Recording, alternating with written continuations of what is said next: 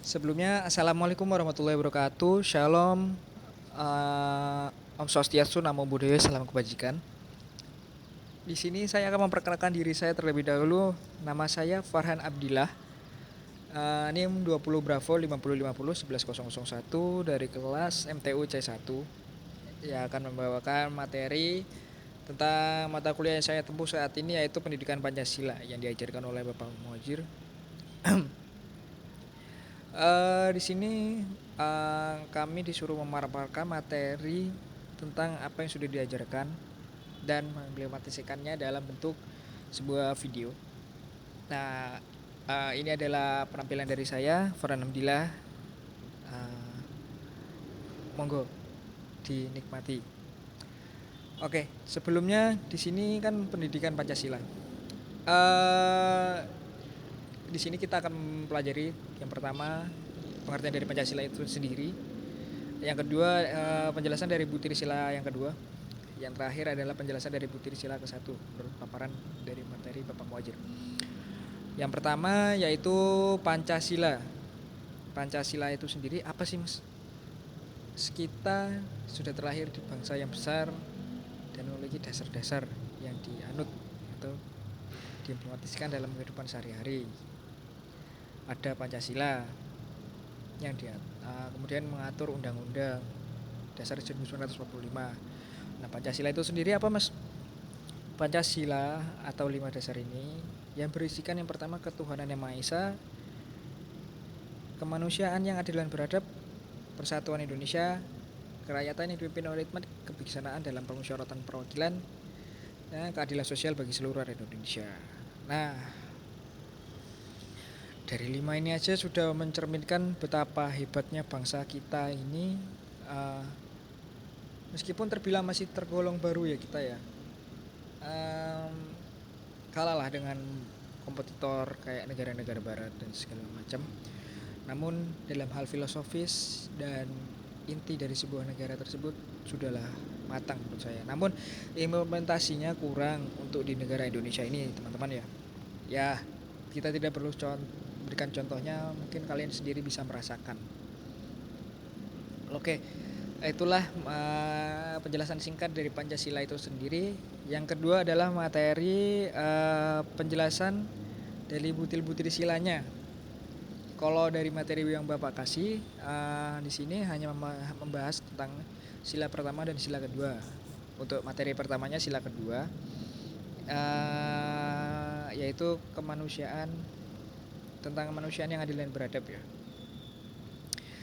Di sini kita akan membahasnya dalam beberapa segmen, yaitu penjelasannya, kemudian apa sih makna-maknanya, kemudian contohnya, implementasinya seperti apa, dan pasal apa aja sih yang mempengaruhi dari sila kedua ini, yang dipengaruhi dari sila kedua ini. Oke, yang pertama sila kedua, kemanusiaan yang adil dan beradab. Nah, ini mengindikasikan bahwa bangsa Indonesia ini memiliki kemanusiaan yang dijunjung tinggi, sangat dijunjung tinggi, serta diterapkan dalam kehidupan sehari-hari. Konotasinya seperti itu. Namun untuk bangsa ini sendiri, seperti yang kita bisa lihat, dalam segi rasa kemanusiaan lah, mungkin ada segelintir orang, oknum yang kurang memiliki rasa kemanusiaan ya, tapi itulah hanya segelintir orang. Namun mayoritas untuk bangsa ini merupakan bangsa yang sangat-sangat menjunjung tinggi kemanusiaan ya guys. Untuk yang kedua itu kemanusiaan itu merupakan sifat yang universal ya kan, yang harus dimiliki oleh setiap umat manusia. Nah, hakikatnya itu harusnya bersifat manusiawi. Apa ya, untuk di saat seperti ini, contoh kayak kasus kemarin aja Indonesia mengalami semacam wabah, yaitu virus corona.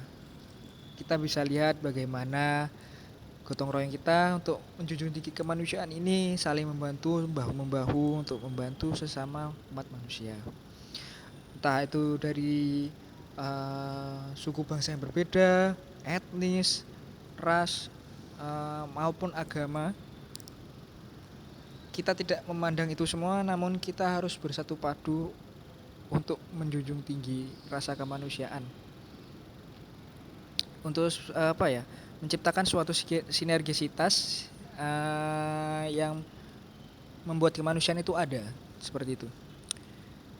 Untuk dalam pasalnya sendiri, sila kedua itu bisa diimplementasikan pada pasal 27 ayat 1 yang berisi seluruh warga Indonesia bersamaan kedudukannya di dalam hukum pemerintahan dan tidak ada yang dikecualikan, terkecuali baik itu dari rakyat biasa hingga presiden pun seharusnya di mata hukum sebenarnya semuanya sama-sama manusia toh, sama-sama memiliki hidup, cuman memang kehidupannya berbeda, yang satu menata negara, yang satu menjalani kehidupan seperti biasa. Namun di bangsa ini sendiri memang bangsa yang besar ya guys, banyak kasus sih ya, kita nggak mau menotis atau mengangkat kasus itu di sini. Namun yang saya mau mention yaitu kayak apa ya, kayak hukum di negara ini itu belum merata lah, belum bisa seadil di negara-negara lainnya yang bisa menentukan bahwa hakim itu memutuskan seseorang di suatu perkara itu dengan yang benar, dengan yang adil.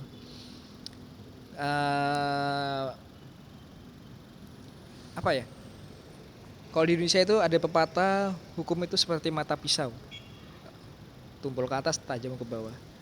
Semakin rendah strata ekonomi kita, semakin kita tergerus dengan apa itu yang namanya hukum. Namun semakin tinggi kita jabatan kita, anti hukum, bisa dikatakan seperti itu.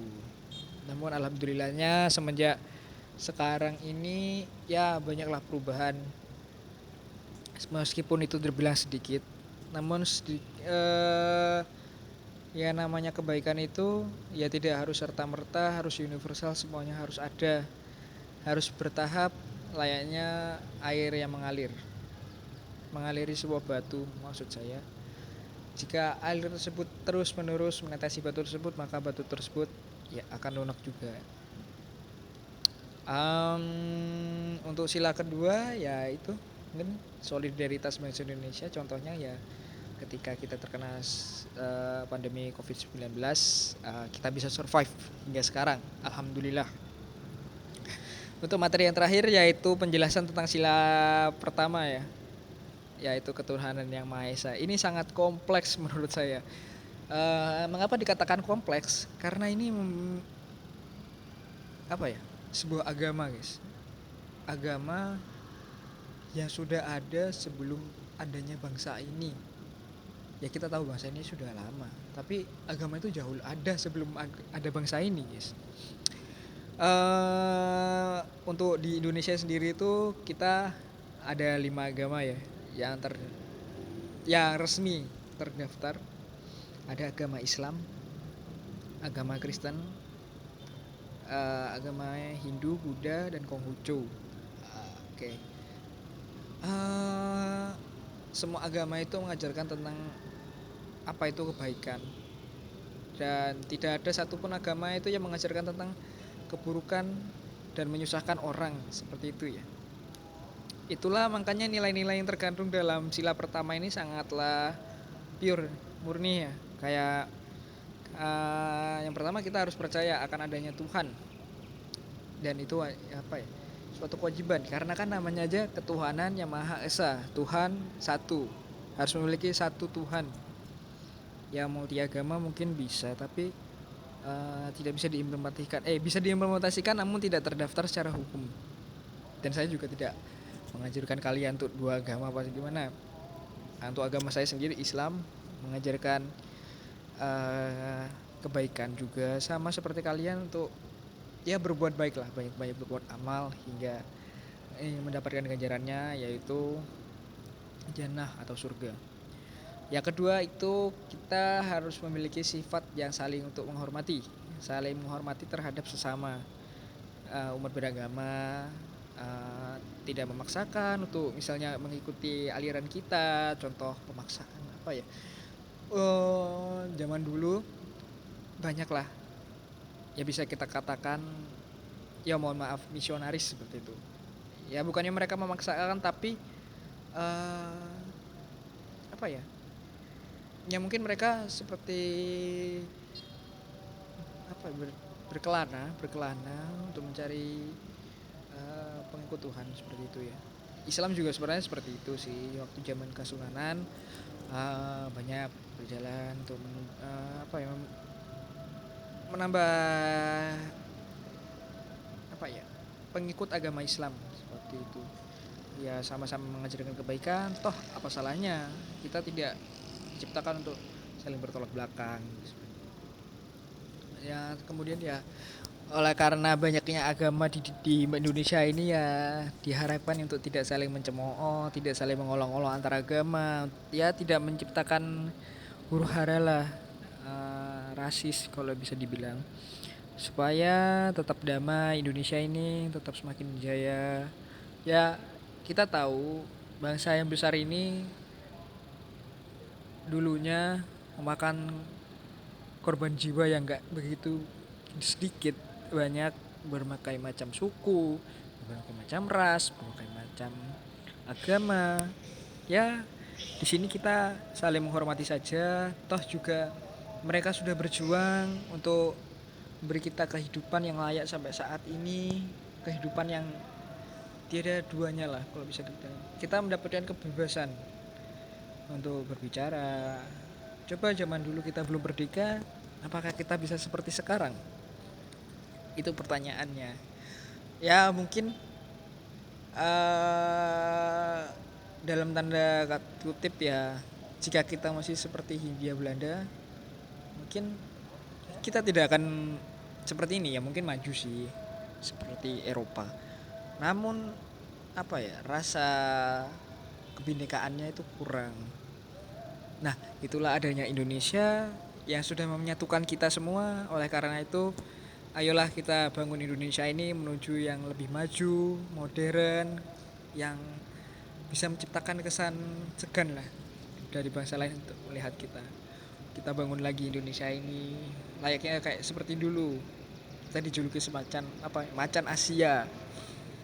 Oleh karena itu, ya ayolah anak muda, marilah kita bersama-sama memajukan negeri ini dengan apapun basic kalian ya. Contoh saya seperti manajemen transportasi udara.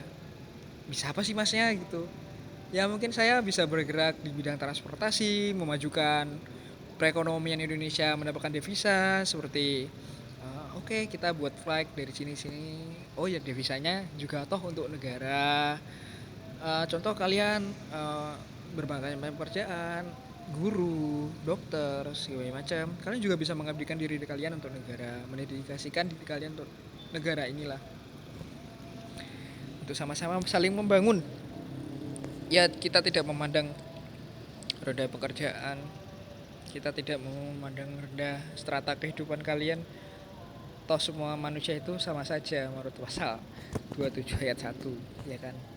Ya sekian, itu saja yang bisa saya sampaikan. Ya kebanyakan unek-unek saya mungkin curhatan hati untuk bangsa ini, yang bangsa yang begitu besar sampai saat ini, yang mungkin kedepannya akan menjadi bangsa yang maju. Ya entah itu kapan, tapi pasti kita akan memimpin di dunia ini. Sekian, terima kasih. Kurang lebihnya mohon maaf. Wassalamualaikum warahmatullahi wabarakatuh.